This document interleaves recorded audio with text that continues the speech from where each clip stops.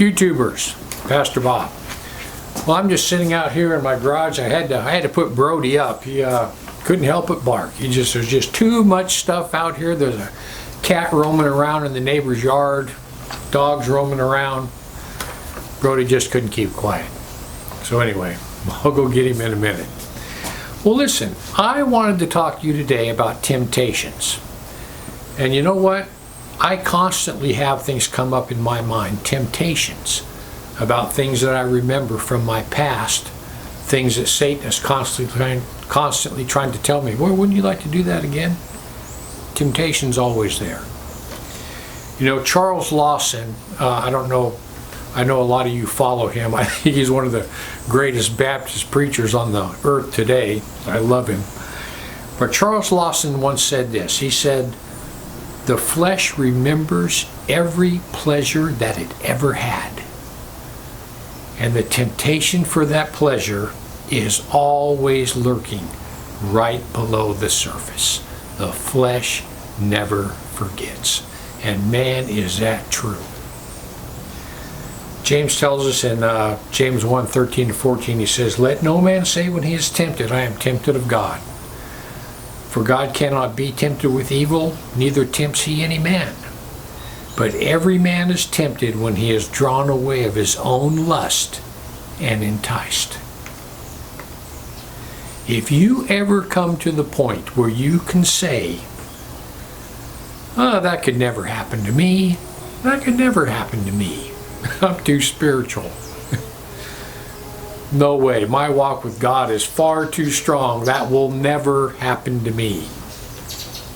Well, when you come to that place in your life, then you're exactly where Satan wants you to be.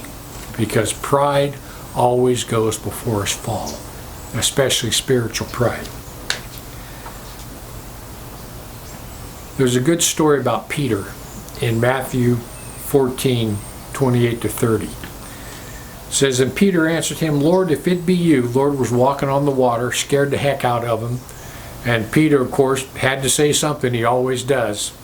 And he goes, "Lord, if it's you, bid me to come to you on the water." The Lord said, "Come." So Peter got out of the boat and started to walk toward him. And he looked around, he saw the waves and the wind, and he thought, "Oh, geez." And he started to sink. And he immediately cried out, "Lord, save me. Lord, save me. I'm going down." So Peter found out real quick, probably less than 10 seconds, that he was in way over his head.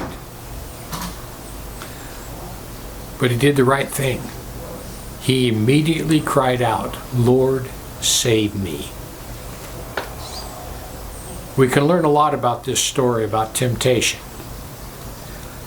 The key to temptation, I want you guys to remember this, the absolute key to overcoming temptation is to come to God early. The minute you feel the temptation, because when you feel a temptation, there is a legion of demons behind that temptation. They're trying to put the thought in your head. They're working with the people out here, you know, like whatever it is, whatever the temptation is, that friend you used to do that with, he'll stop by your house. You haven't seen the guy in years, he'll just come by. You know, you're tempted with adultery or anything else. They're tempting you in your mind, preparing the man or the woman to come into your life. All this demonic host is working together. So the key is to come to God early. The minute you start having the thoughts, you say, "Lord Jesus, help me. Lord, I need help with this." You admit the temptation. That's the first thing you do is you come to God, you admit, "Lord, I'm tempted by this." In other words, admit that you're weak in that area and you need help. That's the key to temptation. Come to God early. And then this is what James tells us.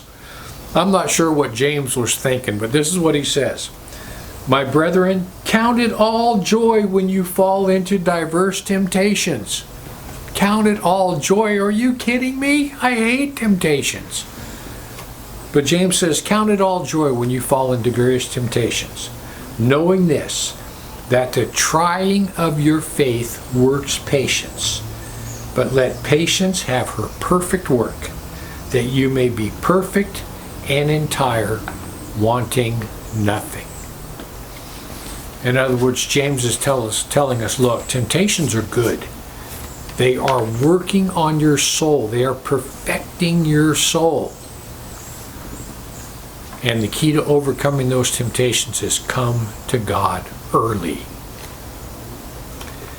People, listen.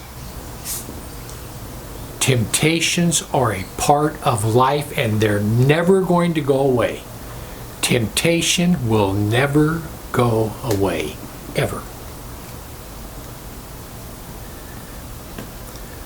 The demonic host is always setting traps for you, and they always will be setting traps for you. And you need to learn to deal with them. James goes on to tell us, he says, blessed is the man that endures temptation. For when he is tried, he shall receive the crown of life, which the Lord has promised to them that love him. So James says, not only are temptations good, be joyful when they come and you're able to overcome them. He says, because you're going to get a crown of life on your head for enduring these temptations. So people, listen. The key to overcoming temptations is teamwork. Teamwork. That's the key to overcoming temptation. Admitting that you're weak and vulnerable in this area. Putting your pride aside, come to God early and tell him you need help. Anyway, I hope that makes sense.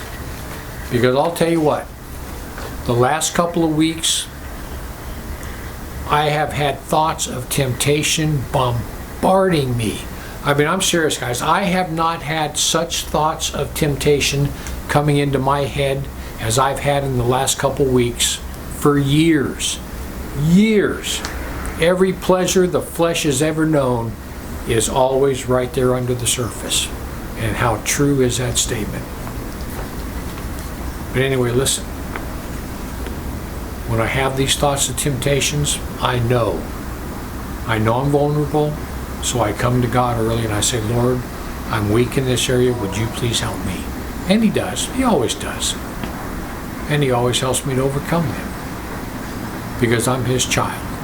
And he loves me enough to get me through the temptations. Anyway, I just want to give you guys something to think about.